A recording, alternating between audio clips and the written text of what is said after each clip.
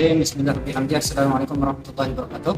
Kami dari kelompok 5 hari ini kita akan mempresentasikan makalah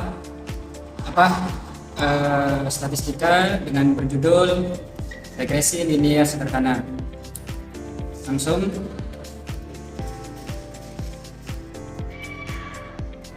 ya. Pembahasan konsep dasar regresi. Jadi pengertian regresi adalah bentuk hubungan fungsional antara variabel respon dan prediktor. Analisis regresi merupakan teknik statistik yang banyak penggunaannya serta mempunyai manfaat yang cukup besar bagi pengambilan keputusan. Secara umum, dalam analisis regresi digunakan metode kuadrat terkecil, least square method, untuk mencari kecocokan garis regresi dengan data sampel yang diamati. Kemudian ada beberapa hal yang harus diperhatikan dalam menggunakan analisis regresi tersebut, yaitu pertama, representasi pemetaan dari karakteristik sistem konkret yang akan dipelajari. Yang kedua, abstraksi yang merupakan transformasi karakteristik sistem konkret yang akan dipelajari. Yang ketiga, kesimpulan dalam analisis regresi diambil dengan mengambil alih pada asumsi-asumsi yang menyangkut parameter populasi, dan apabila asumsi-asumsi tersebut dipenuhi, maka prosedur kesimpulan memateri langkah yang lazim paling sesuai untuk dipergunakan. Dan apabila asumsi-asumsi tersebut dilanggar, maka penerapan prosedur parametrik bisa jadi akan menyebabkan hasil kesimpulan yang dihasilkan. Yang selanjutnya, apabila kejadian tersebut terjadi dapat digunakan dengan pendekatan prosedur non parametrik. Jika suatu variabel tak bebas atau variabel terkait dependent variable tergantung pada satu atau lebih variabel bebas atau perubahan bebas independent variable, hubungan antara kedua variabel tersebut dapat dicirikan melalui metode matematik statistik yang disebut sebagai model regresi. Kemudian selanjutnya, persamaan regresi linear sederhana. Persamaan regresi linear sederhana dari Y terhadap X dirumuskan sebagai berikut. Y sama dengan A tambah B X. Keterangan, Y artinya variabel terkait, X variabel bebas, A intercept, B koefisien lengkap. Saya akan melanjutkan materi yang B itu indeks determinasi. Dalam analisis regresi, koefisien korelasi yang dihitung tidak untuk diartikan sebagai ukuran keratan hubungan variabel bebas X dan variabel tidak bebas yaitu Y. Sebab dalam analisis regresi asumsi normal bivariat tidak terpenuhi. Asumsi dalam analisis regresi berkaitan dengan distribusi probabilitas dari kekeliruan E dalam hal ini variabel acak E diasumsikan berdistribusi normal. Dalam analisis regresi variabel bebas yaitu X merupakan fixed variabel, sedangkan variabel bebas Y merupakan variabel acak, sehingga uji kenormalan dalam analisis regresi dapat dilakukan terhadap Y. Mengingat E adalah variabel acak yang unobservable, jadi dalam analisis regresi asumsi distribusi normal berkaitan dengan variabel acak Y semata-mata, sehingga asumsi kenormalan merupakan distribusi normal univariat. Selanjutnya, untuk itu dalam analisis regresi agar koefisien korelasi yang diperoleh diartikan dalam bentuk ukuran determinasi, yaitu hasil kuadrat dari koefisien korelasi R pangkat 2 XY sama dengan RX pangkat 2. Indeks determinasi yang diperoleh tersebut digunakan untuk menjelaskan presentasi variasi dalam variabel tidak bebas yaitu Y yang disebabkan oleh bervariasinya variabel bebas yaitu X. Hal ini untuk menunjukkan bahwa variasi dalam variabel tidak bebas Y tidak semata-mata disebabkan oleh bervariasinya variabel bebas X. Bisa saja variasi dalam variabel tidak bebas tersebut juga disebabkan oleh bervariasinya variabel bebas lainnya yang mempengaruhi variabel tidak bebas tetapi tidak dimasukkan dalam model persamaan regresinya. 3. Selanjutnya saya akan melanjutkan regresi yang kedua, yaitu analisis regresi linear sederhana. Rumus pertama, menduga persamaan regresi. Untuk menduga nilai parameter model dapat dihitung menggunakan metode kuadrat terkecil. Y sama dengan beta 0 ditambah beta 1 X ditambah error. Penduga untuk koefisien kemiringan garis beta 1 yakni beta 1 N sigma XI YI dikurang sigma XI dikali sigma YI. N sigma X kuadrat dikurang sigma XI kuadrat. Penduga bagi intercept beta 0 sama dengan Y rata-rata dikurang beta 1 di X bar. Error atau galat atau siasat EI sama dengan YI dikurang Y1 dikurang YI dikurang beta 0 ditambah beta 1 XI dengan YI Y1 sama dengan Y rata-rata ditambah beta 1 XI dikurang X bar. Rumus kedua, menghitung koefisien korelasi. Tentukan variabel bebas independen variabel disimbolkan dengan X dan variabel tidak bebas dependen variabel disimbolkan dengan Y. Menentukan hipotesis H0 tidak dapat pengaruh atau hubungan variabel X terhadap Y. K1 ada pengaruh atau hubungan variabel X terhadap Y. Selanjutnya menentukan alfa. Selanjutnya statistik uji digunakan uji T dengan nilai statistik uji T. Selanjutnya ada kriteria uji tolak H0 jika T itu T tabel alfa N kurang 1. Keputusan tolak H0 atau gagal tolak H0. Selanjutnya ialah kesimpulan. Baiklah, saya akan melanjutkan materi selanjutnya, yaitu contoh kasus. Berikut ini adalah data nilai agama atau X dan nilai PKN atau Y pada ulangan akhir semester ganjil kelas 7B. Kemudian akan dilakukan analisis regresi linear sederhana dengan menggunakan manual ataupun bantuan software SPSS. Di sini ada sebaran data di mana memiliki sampel sebanyak 40.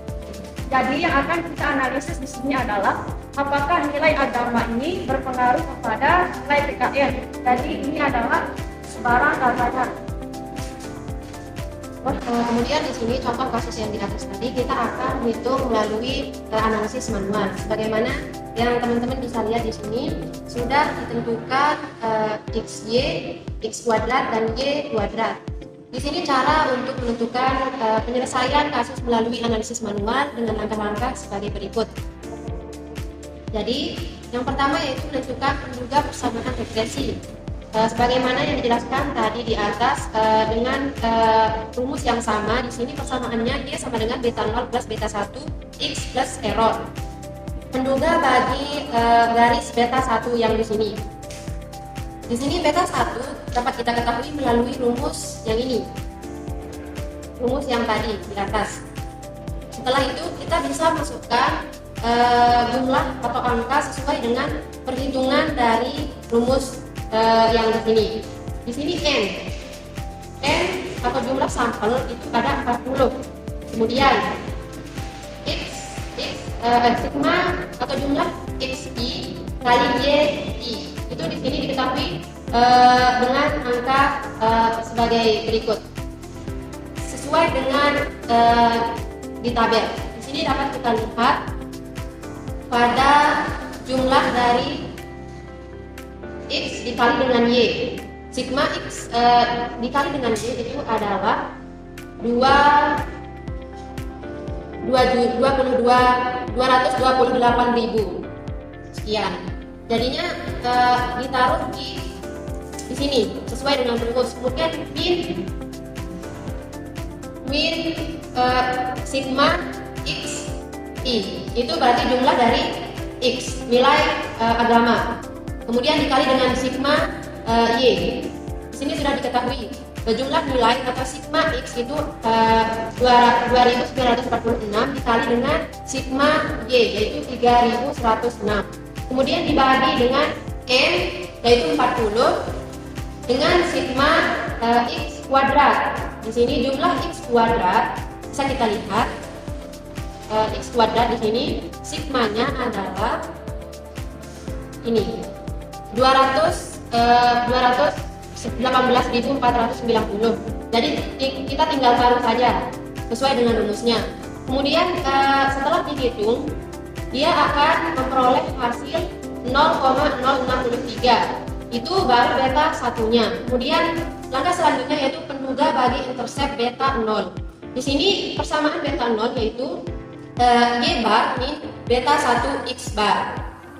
Tadi kita setelah ketahui dari jumlah beta satunya, di sini tinggal kita masukkan. Kemudian Y bar atau Y rata-rata kita dapat lihat pada kolom berikut ini. Di sini data Y kita bisa lihat pada jumlah rata-rata nilai Y atau nilai PKN yaitu 77,63.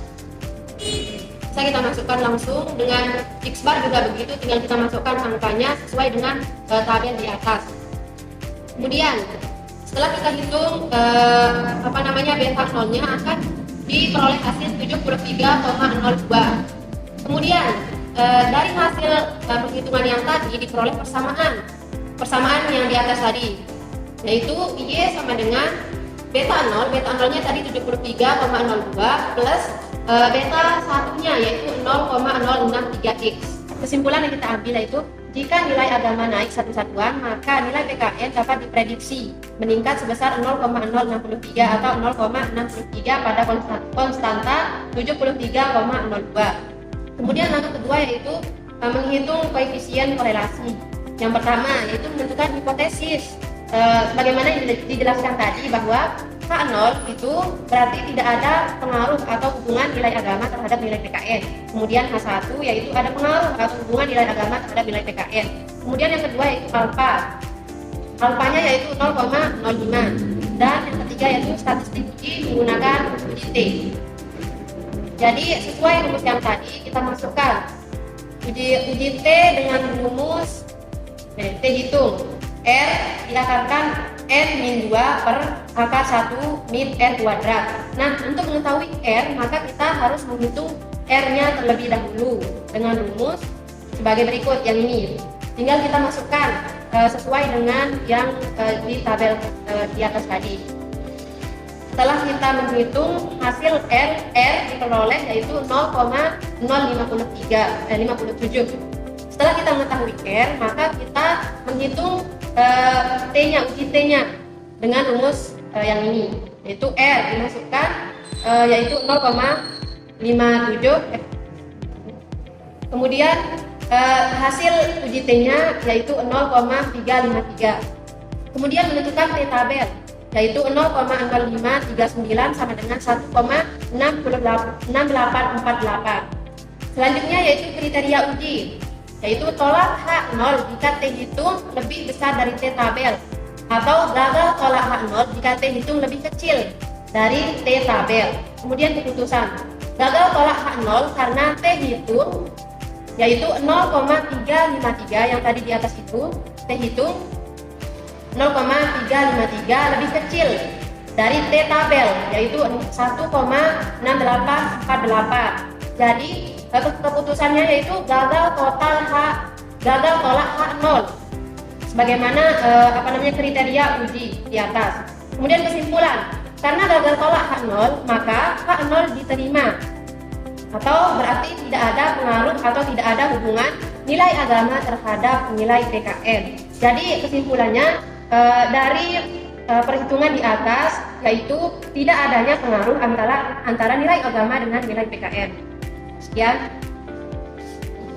Baik, di sini yang kedua analisis dengan bantuan software SPSS dengan langkah-langkah sebagai berikut. Masukkan nama variabel X dan Y pada variabel view yang terletak pada pojok bawah sebelah kiri terdapat variabel view. Kemudian setelah ditekan maka masukkanlah variabel X dan Y pada kolom name. Dan kemudian selanjutnya masukkan data di setiap variabel di data view. Kemudian masukkan data di setiap variabel di data view, yang dimana terletak di dekat variabel view terdapat data view di pojok sebelah kiri. Kemudian dimasukkan sampel data X dan Y. Kemudian klik analis regression linear. Yang di sini terdapat analis, kemudian regression, kemudian linear. Dan selanjutnya masukkan variabel Y ke kolom dependen dan variabel X ke kolom independen. Nanti nilai rata-rata X dan Y, semua nilai rata-ratanya akan terletak pada kolom di sini. Kemudian kita klik bagian bagikan ini, kemudian nanti akan dipindah nilai rata-rata X ke kolom independen dan nilai rata-rata Y di kolom dependen. Kemudian klik OK.